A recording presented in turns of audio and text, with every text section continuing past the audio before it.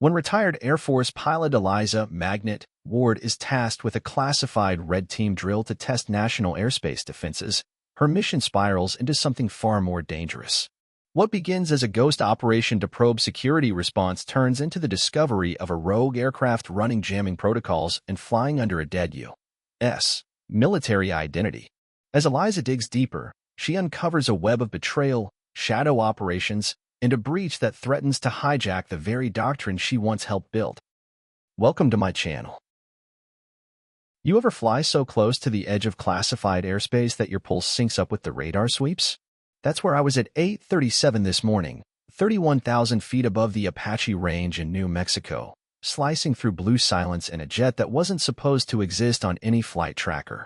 Name's Eliza Ward, 40 years old. Call sign Magnet. Retired Air Force, though that word's misleading. You don't retire from the kind of work I did. You get rotated out until someone upstairs needs you to light a fire under people who've gotten too comfortable. That's what the day was about. From the outside, my bird looked like a fancy Gulfstream G500. Sleek, silver, harmless. Like something a CEO with too much cash might fly into Vegas for the weekend. But beneath the polished civilian paint was a sensor platform that could rival half the spy satellites orbiting above us. Stealth avionics, radar spoofing emitters, encrypted transponders that answered only to the Pentagon's black room. It wasn't on any chart, wasn't filed under any FAA route. That was the point. Red Team exercise, Priority Alpha. Translation? I was about to crash a surprise security drill straight into restricted military airspace without prior clearance. My job was to look like a threat. My mission was to test how long it took them to figure out I wasn't one, and how far they'd go before someone realized I belonged there more than they did. At 8:39, my onboard alert began pinging triple tone. A ground-based radar from Fort Clearpoint's Southern Defense Grid had tagged me.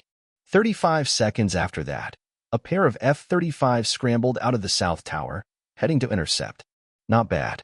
Not great either. 5 years ago, I was flying those exact same intercept missions. Back then, I was the one racing into unknowns. Now, I was the unknown. Unidentified aircraft, this is Clearpoint Control. You are entering restricted airspace. Divert immediately or you will be intercepted.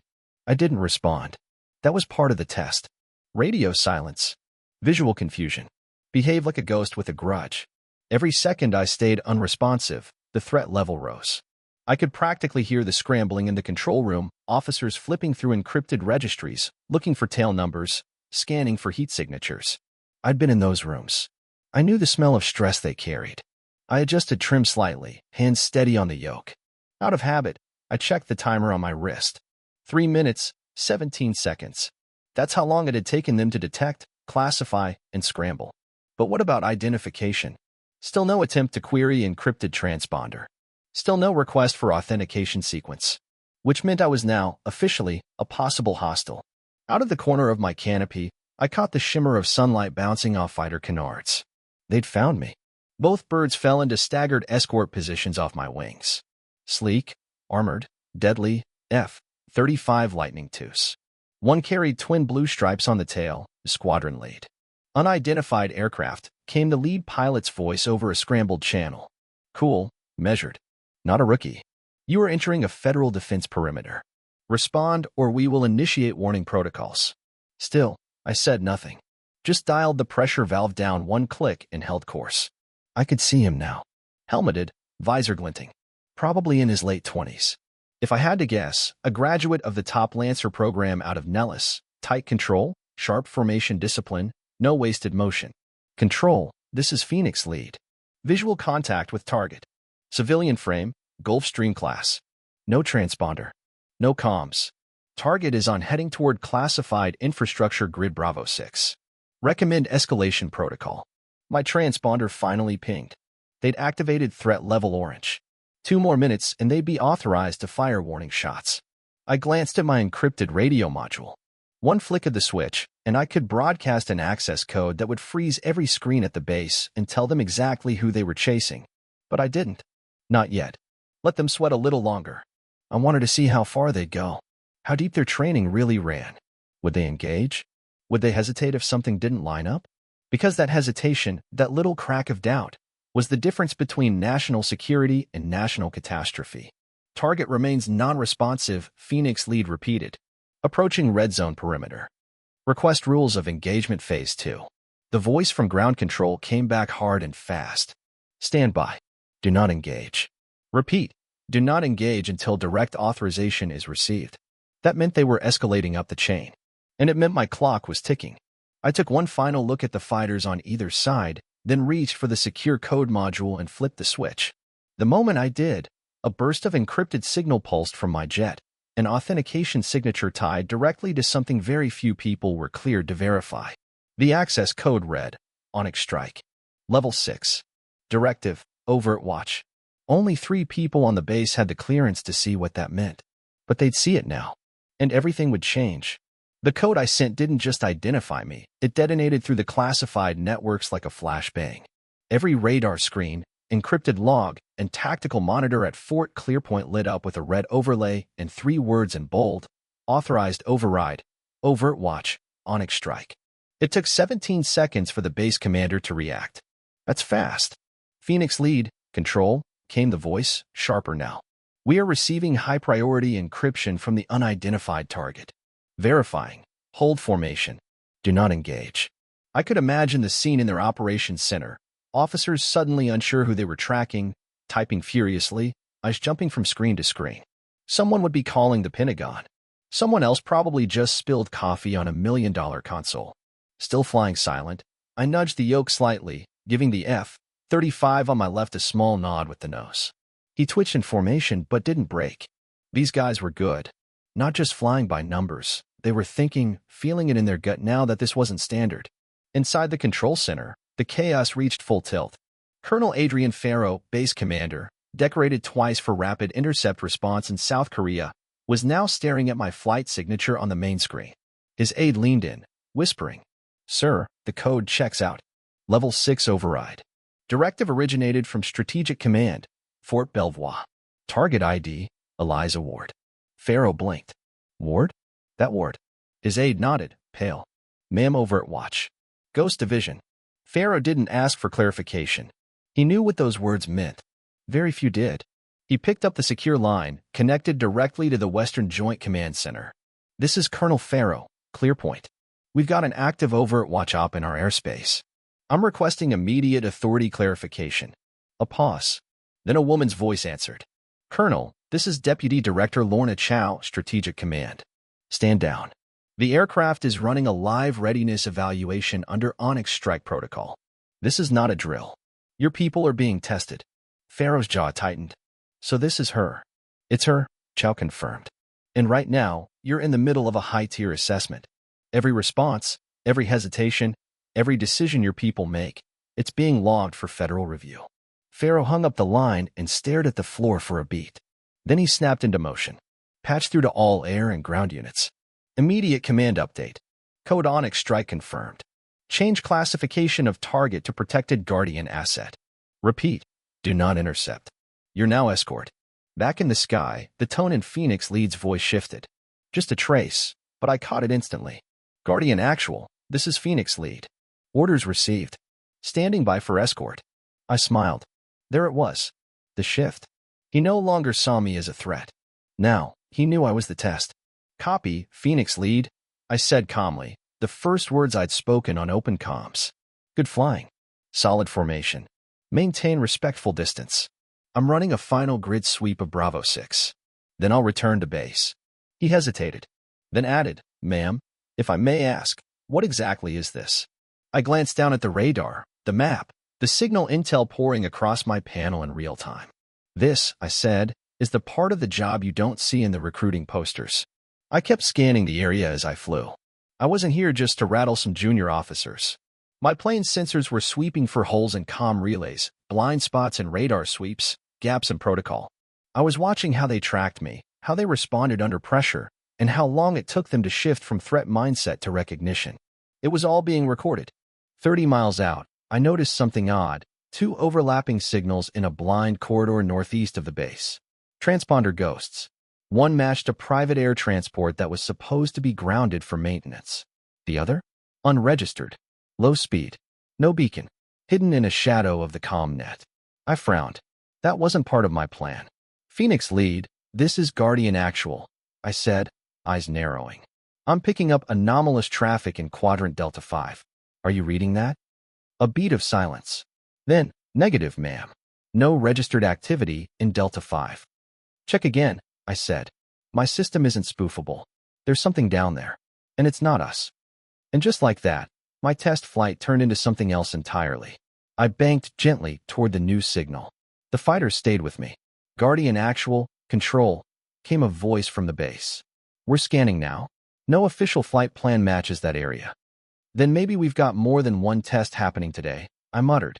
I dialed the encrypted sensor array one notch tighter. That second signal, it wasn't just there.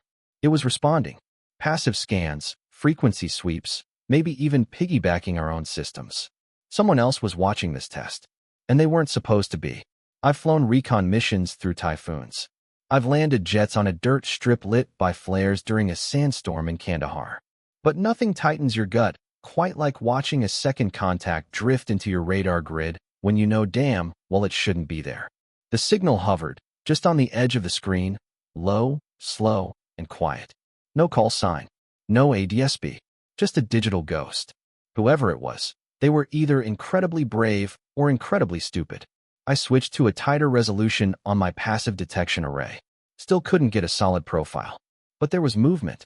This wasn't a stuck blip. It was shifting altitude in small increments, bouncing from 9,000 to 9,500 feet, almost like someone trying to stay beneath notice. And they would have succeeded, too, if I hadn't still been flying equipment designed for the kind of missions that start with black ink and end with a burn bag. Phoenix lead, I said over the comms. Still no ID on that secondary signal? Negative, Guardian. We're reading terrain clutter. I shook my head.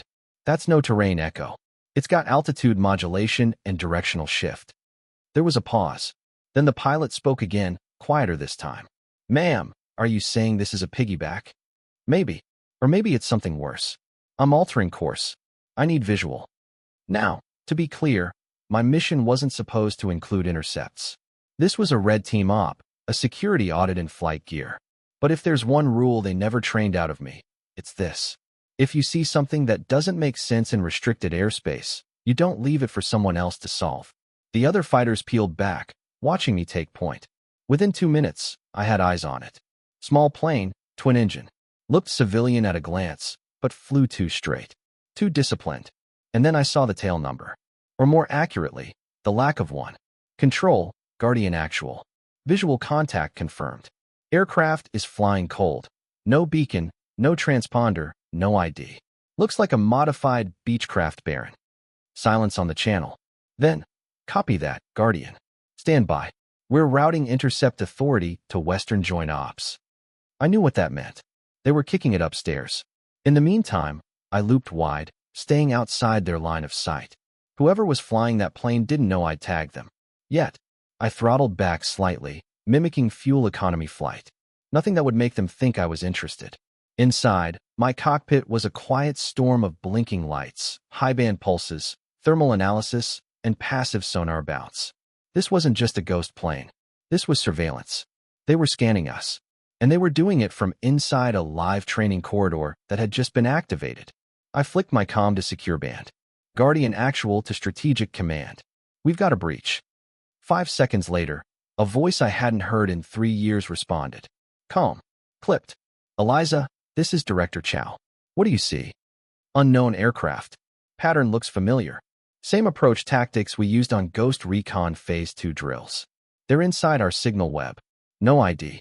No clearance. You have authority to pursue. Discretion advised. This may be part of a shadow exercise. Or it may be a leak. I grimaced. A leak? I'd heard rumors. Stories of training protocols being sold off. Obsolete playbooks showing up in conflict zones they had no business being in. We always assumed it was digital theft, stolen files, code leaks, algorithmic backdoors. But this? This was a physical aircraft flying deep in restricted airspace, using our own tactics. Copy that, Director, I replied. Engaging shadow pattern intercept. I keyed back to the fighters. Phoenix wing, hold perimeter formation. I'm going dark. They didn't question me. They peeled wide and high, flaring out in a holding wedge that kept us all off radar.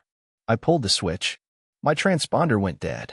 From the outside, my jet disappeared. No lights. No squawk. Just a silver ghost against the dry blue of the sky. And I dropped altitude like a stone. At 9,000 feet, the air gets jumpy over Apache Ridge. Crosswinds. Sheer pockets. Good pilots know it. Great ones use it. I let the turbulence carry me in behind the Baron. Close enough to count rivets on the tail. Close enough to read the heat wash off its port engine. The nose wasn't stock. Some kind of sensor pod was attached. Then I saw it, just beneath the right wing. An ECM module. Military issue. Painted matte gray, but the silhouette was unmistakable. It wasn't just scanning. It was jamming. Strategic, Guardian actual. We've got a rogue signal aircraft with military-grade ECM. Recommend full lockdown on training frequencies until target is neutralized. Understood, Chow answered instantly. We're activating Grid 7. Scrambling intercept from Holloman. You are clear to track, but do not engage.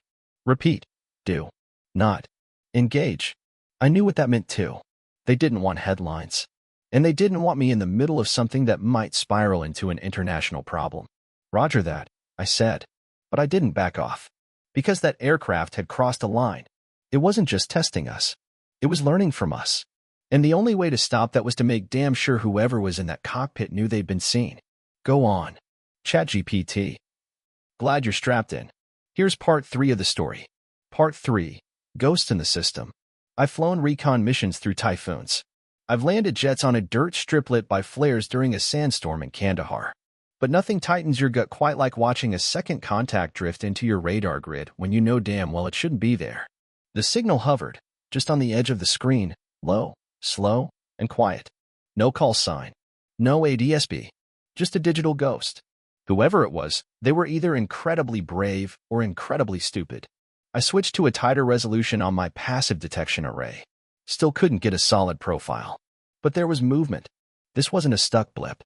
It was shifting altitude in small increments, bouncing from 9,000 to 9,500 feet. Almost like someone trying to stay beneath notice. And they would have succeeded, too, if I hadn't still been flying equipment designed for the kind of missions that start with black ink and end with a burn bag. Phoenix lead, I said over the comms. Still no ID on that secondary signal? Negative, Guardian. We're reading terrain clutter. I shook my head. That's no terrain echo. It's got altitude modulation and directional shift. There was a pause. Then the pilot spoke again, quieter this time. Ma'am, are you saying this is a piggyback? Maybe. Or maybe it's something worse. I'm altering course. I need visual. Now, to be clear, my mission wasn't supposed to include intercepts. This was a red team op, a security audit in flight gear. But if there's one rule they never trained out of me, it's this. If you see something that doesn't make sense in restricted airspace, you don't leave it for someone else to solve. The other fighters peeled back, watching me take point. Within 2 minutes, I had eyes on it. Small plane, twin engine. Looked civilian at a glance, but flew too straight, too disciplined. And then I saw the tail number. Or more accurately, the lack of one. Control, Guardian actual. Visual contact confirmed. Aircraft is flying cold, no beacon, no transponder, no ID. Looks like a modified Beechcraft Baron. Silence on the channel. Then, copy that, Guardian. Stand by. We're routing Intercept Authority to Western Joint Ops. I knew what that meant. They were kicking it upstairs. In the meantime, I looped wide, staying outside their line of sight. Whoever was flying that plane didn't know I'd tagged them. Yet, I throttled back slightly, mimicking fuel economy flight. Nothing that would make them think I was interested. Inside, my cockpit was a quiet storm of blinking lights, high-band pulses, thermal analysis, and passive sonar bounce. This wasn't just a ghost plane. This was surveillance. They were scanning us. And they were doing it from inside a live training corridor that had just been activated. I flicked my comm to secure band. Guardian actual to strategic command. We've got a breach. 5 seconds later, a voice I hadn't heard in 3 years responded. Comm. Clipped. Eliza, this is Director Chow. What do you see? Unknown aircraft. Pattern looks familiar. Same approach tactics we used on Ghost Recon Phase 2 drills. They're inside our signal web. No ID. No clearance. You have authority to pursue. Discretion advised. This may be part of a shadow exercise. Or it may be a leak. I grimaced. A leak? I'd heard rumors. Stories of training protocols being sold off. Obsolete playbooks showing up in conflict zones they had no business being in. We always assumed it was digital theft, stolen files, code leaks, algorithmic backdoors. But this was a physical aircraft flying deep in restricted airspace, using our own tactics. Copy that, Director, I replied. Engaging shadow pattern intercept. I keyed back to the fighters. Phoenix Wing, hold perimeter formation. I'm going dark. They didn't question me. They peeled wide and high, flaring out in a holding wedge that kept us all off radar. I pulled the switch. My transponder went dead. From the outside, my jet disappeared. No lights. No squawk. Just a silver ghost against the dry blue of the sky. And I dropped altitude like a stone. At 9,000 feet, the air gets jumpy over Apache Ridge. Crosswinds. Sheer pockets. Good pilots know it. Great ones use it. I let the turbulence carry me in behind the Baron. Close enough to count rivets on the tail. Close enough to read the heat wash off its port engine. The nose wasn't stock. Some kind of sensor pod was attached. Then I saw it, just beneath the right wing. An ECM module. Military issue. Painted matte gray, but the silhouette was unmistakable. It wasn't just scanning. It was jamming. Strategic, Guardian actual. We've got a rogue signal aircraft with military-grade ECM.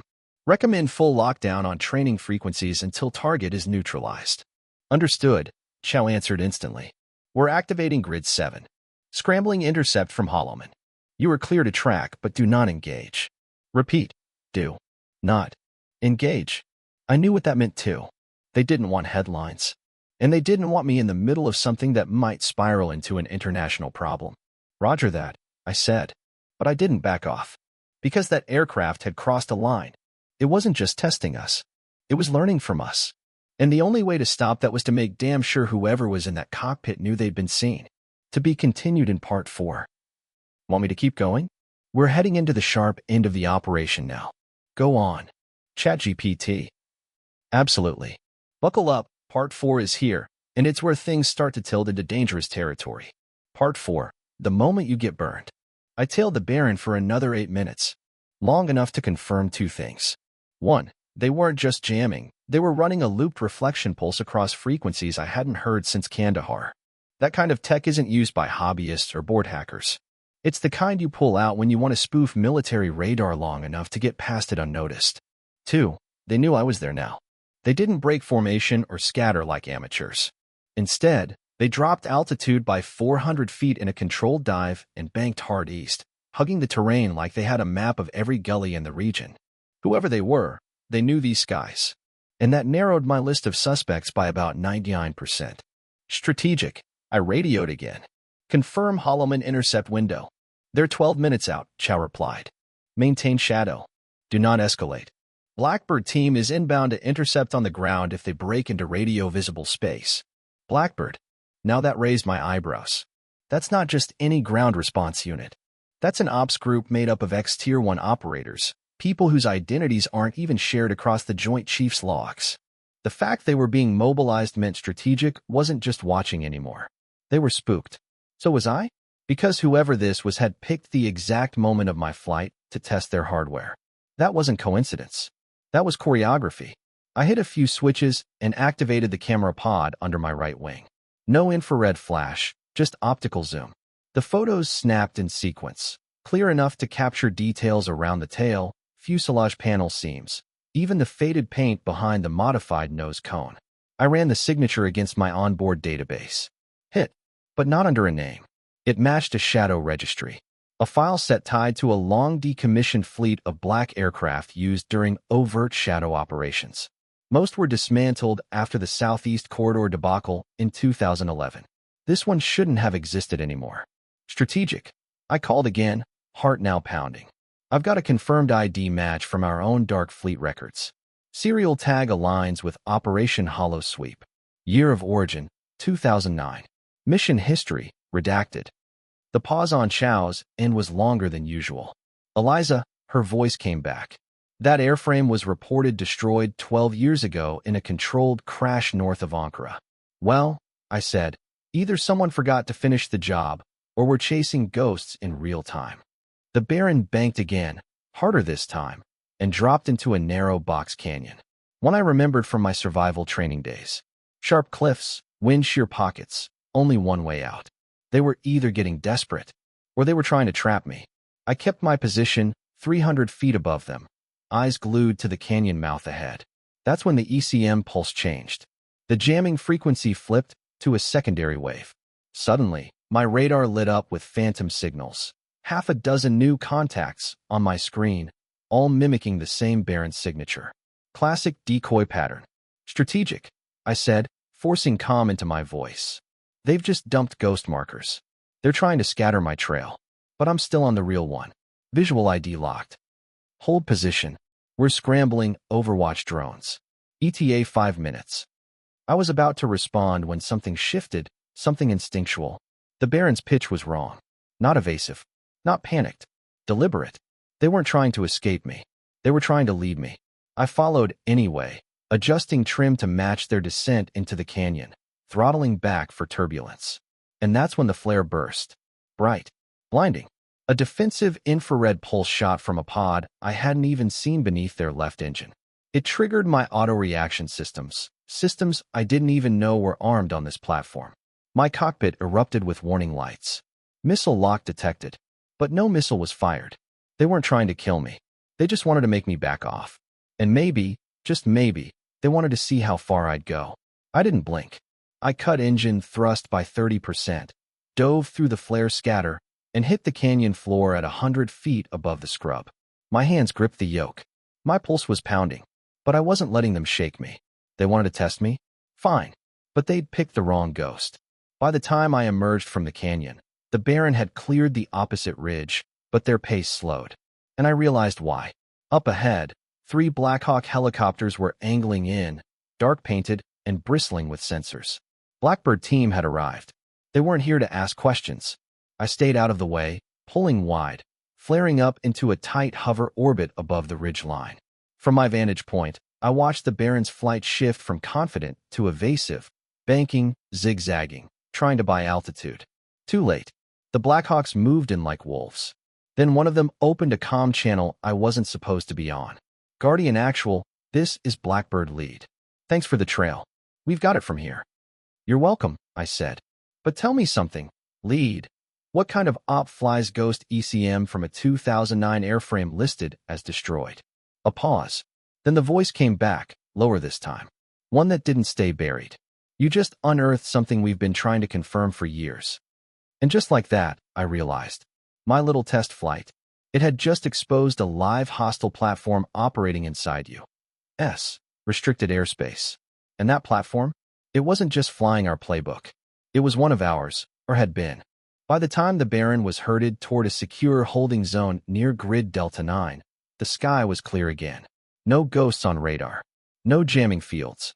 Just 3 helicopters boxing in an aircraft that shouldn't have existed. And me, circling quietly above, trying to make sense of what I'd just walked into. I set Sierra 3, my modified Gulfstream, on a slow orbit, keeping her steady with minimal trim corrections. The heat haze off the ridge shimmered like oil on water. Below, the Baron was coming to a full stop on a makeshift airstrip carved into scrub desert. Blackbird teams had already disembarked, men in matte gray armor with no unit markings, moving with the kind of precision you only get from soldiers who've spent more time in conflict zones than zip codes. Guardian Actual, this is Blackbird Lead. Target is down. Crew is cooperative, but not talkative. Any idea who they are? No IDs. No licenses. No known flight plans. They claim they're contractors, but they've got forged credentials and accents that don't match their supposed home base. One of them keeps calling our pilot by his real name, which, for the record, is not public knowledge. My stomach dropped a little. This wasn't some off-book black project resurfacing. This was a breach, and someone had handed them the keys. Strategic Command. I called out over the secure line. I recommend full asset lockout on every facility connected to Hollow Sweep or its support infrastructure. Whoever these people are, they had access to codebooks that don't exist anymore, and one of them just ID'd a Blackbird by name. Chow came back fast. Already in motion, Eliza. Fort Gordon cyber teams are scrubbing legacy directories now. You may have just confirmed what we've feared for over a year. I knew what she meant without her saying it. The hangar door had been left open, and someone, had walked through it with a flight plan from a program that was supposed to be sealed, burned, and buried. A second voice came onto the secure line. Deeper. Older. General Marcus Lyle. Eliza, he said. We're initiating Operation Lockpin. Ground-level lockdown on all Phantom Fleet derivatives. No movements. No refuels. No authorizations. If it flies and doesn't ping green inside 6 seconds, it's downed.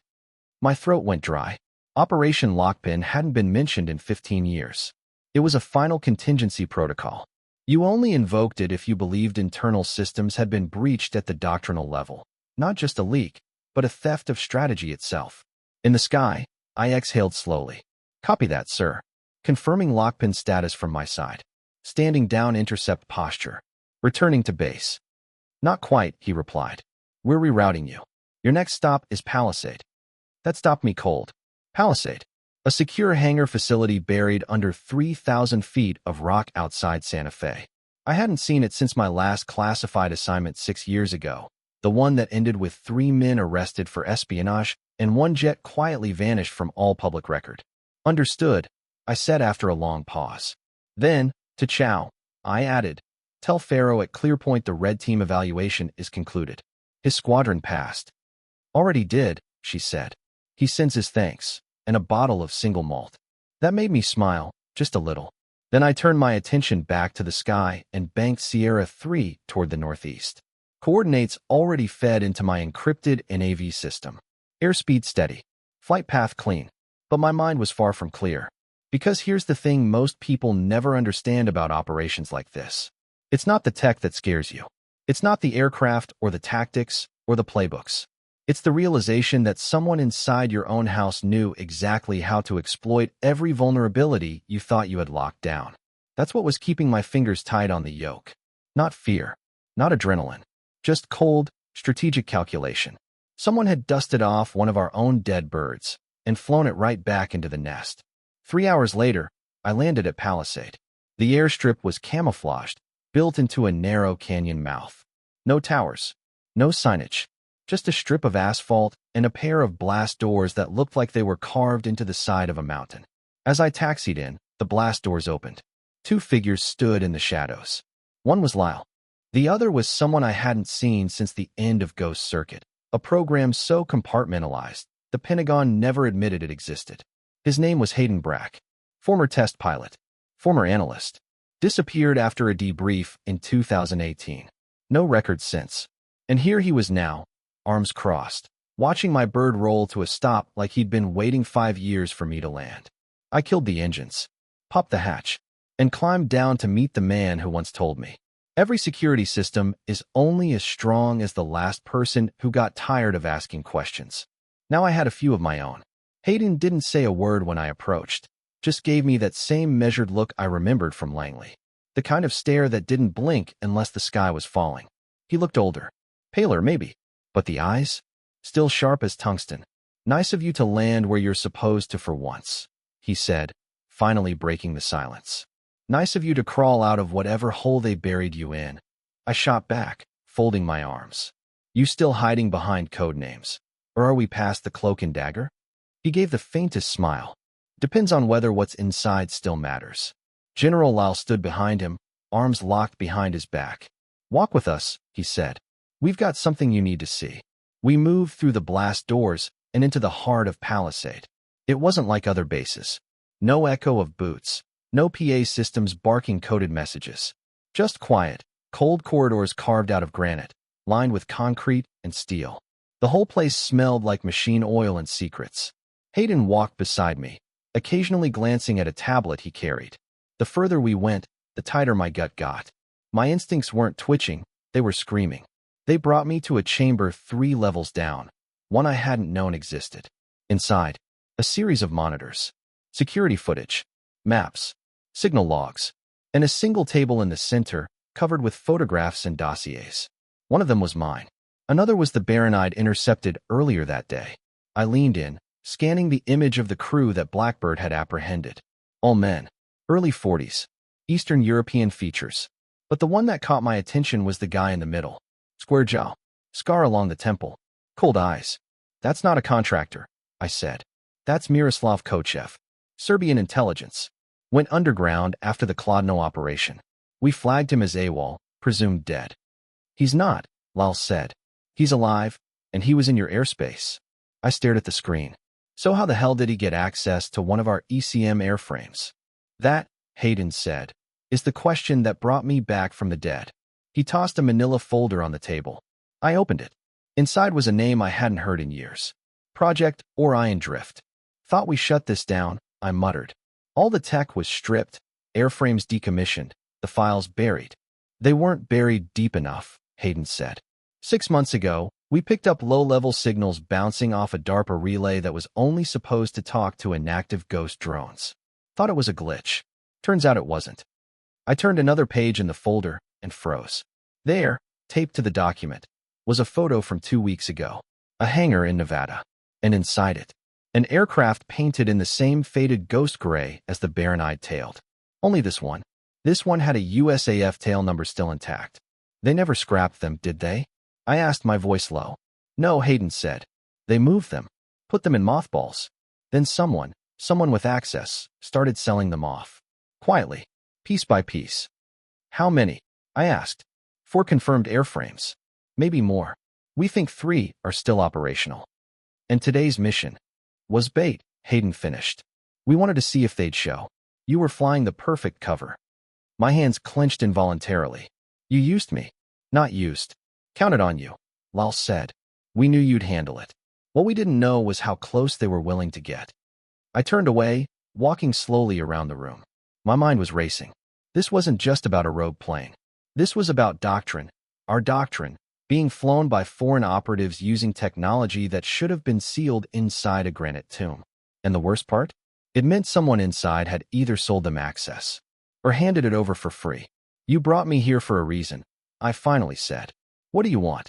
Hayden looked me dead in the eye. We want you to find the rest of them. I scoffed. And what? Shoot down my own history? You think one jet and a few ghosts are going to solve this? It's not about the jets, Lal said. It's about what they're training for. Kochev and his team weren't just observing. They were mapping our response patterns. You think they're planning something bigger? Hayden nodded. We believe they're preparing to simulate a domestic breach. One that mimics our own Red Team playbook to the letter. Right down to base infiltration drills, escort deception, even voice mimicry. So an inside job, I said. Dressed up as a test. Exactly, Lal said. And when it happens, everyone will assume it's a drill.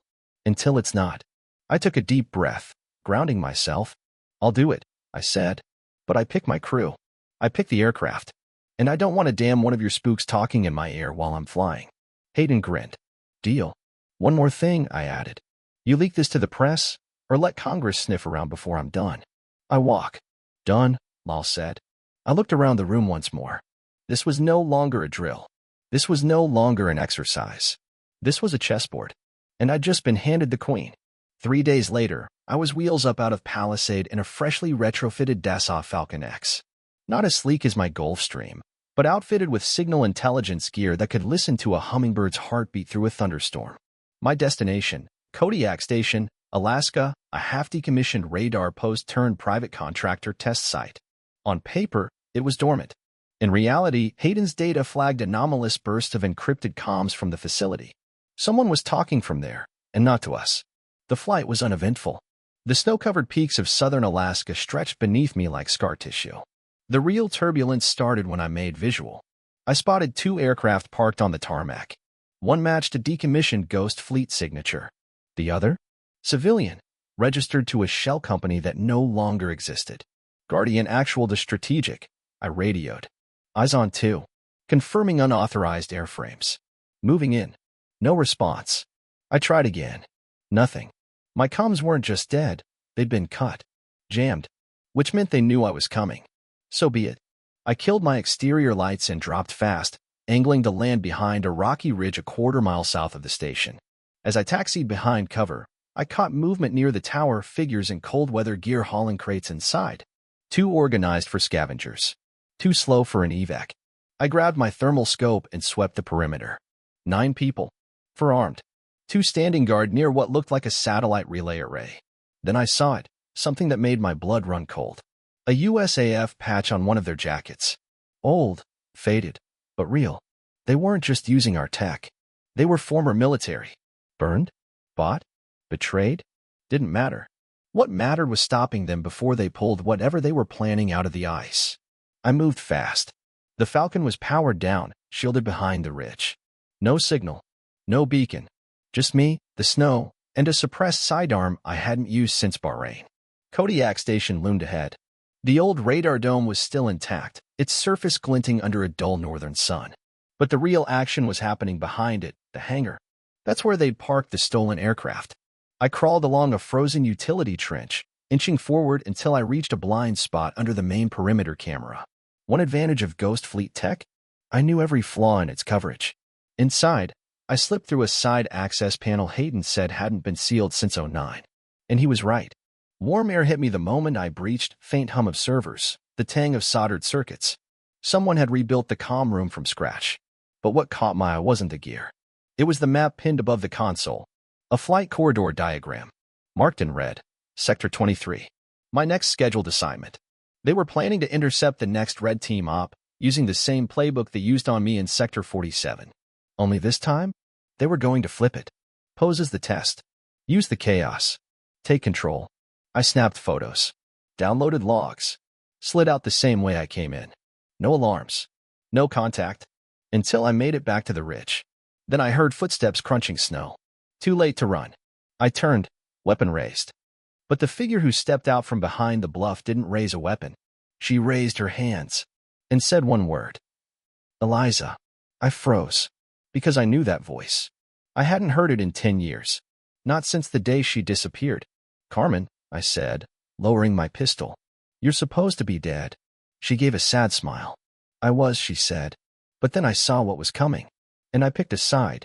I hadn't seen Carmen Rhodes since 2015. She vanished after a recon mission over the Syrian corridor. Officially, she was declared MIA. Unofficially, Hayden and I spent 6 months chasing ghosts trying to find her. Now here she was, standing in the snow, wrapped in a black field jacket, eyes locked on mine like no time had passed. You're running this, I said, my voice low. No, she replied. I'm trying to stop it. I didn't lower my weapon this time. You're jamming government frequencies, flying ECM-equipped ghost aircraft into active sectors, and working with former military traitors. That doesn't scream peacekeeping to me. She didn't flinch. Just pointed up at the sky.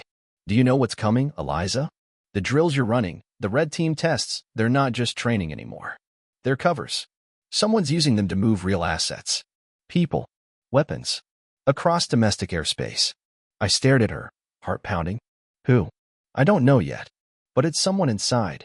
High clearance. And they're hiding behind Guardian Ops. Using your flights as smokescreens.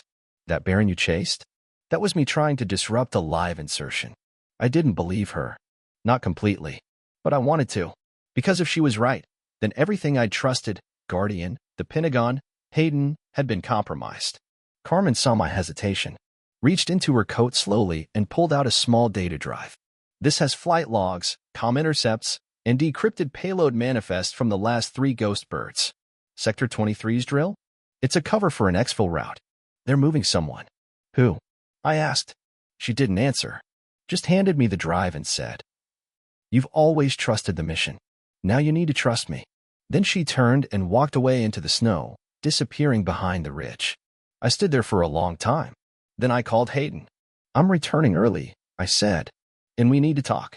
Because I just got handed proof that someone in your chain of command is running real ops under my clearance. His pause was long. Too long. Eliza, he said finally, don't go back to Palisade. I'll explain everything when you land at Site Blue. But I knew that voice. And I knew what he didn't say. I wasn't supposed to find out.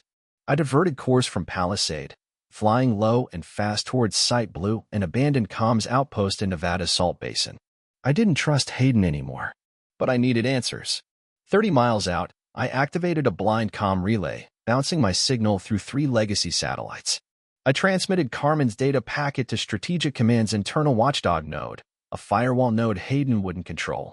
Within minutes, the reply came through. Guardian priority alert. Unauthorized asset movement confirmed. Flight protocols falsified. Command trace obscured. High probability of internal breach. That was it. Confirmation.